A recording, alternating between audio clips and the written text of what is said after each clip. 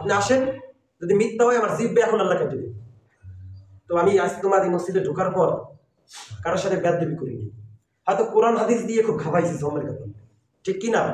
কোরআন হাদিস দিয়ে আমি খুব রাগি দিছি। তো আপনারা এতে রাগ করতে পারবেন না।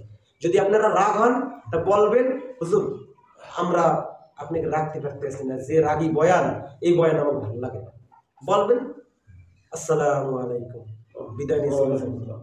একদিন না একদিন তো মারা যাবো, মারা তো যাইতে হবে, ছিল যখন জায়গায় থাকবো এমন কোনো কথা আছে?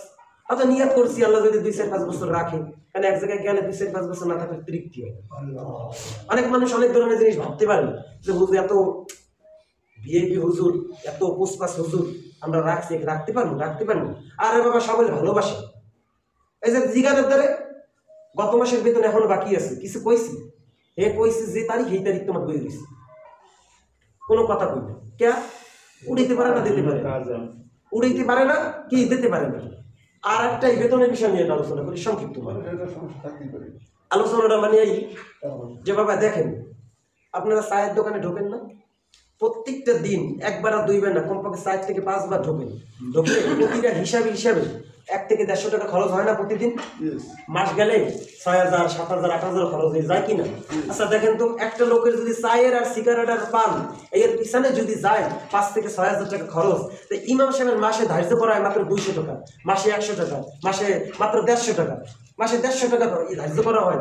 এই টাকাটা না আপনারা কবে জোগাড় করে রাখবেন জানেন? এই টাকাটা জোগাড় করে রাখবেন কবে জানেন? মাসের শুরু থেকে শুরু করবেন, যেদিন বেতন দেওয়া শেষ হুজুরের, এরপর থেকে আপনারা শুরু করবেন। আজকে 5 টাকা এই জায়গায় স্থান দিয়ে থুয়ে দিই, ওই জায়গায় 5 টাকা থুয়ে দিই, এরকম থুইতে মাস শেষ 25 তারিখ যখন হবে, 29 তারিখ যখন হবে, তখন টাকাটা আপনি দিয়ে যাবেন। আল্লাহ বলেন কি জানেন?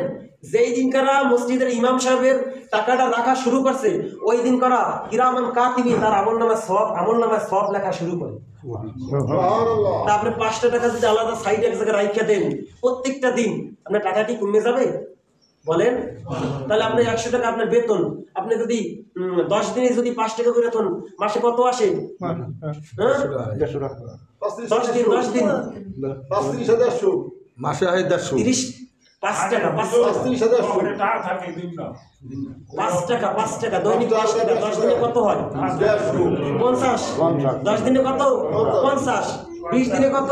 100, 10 দিনে কত? 50, আপনি 30 দিনে টাকাটা হয়ে যাবে 150।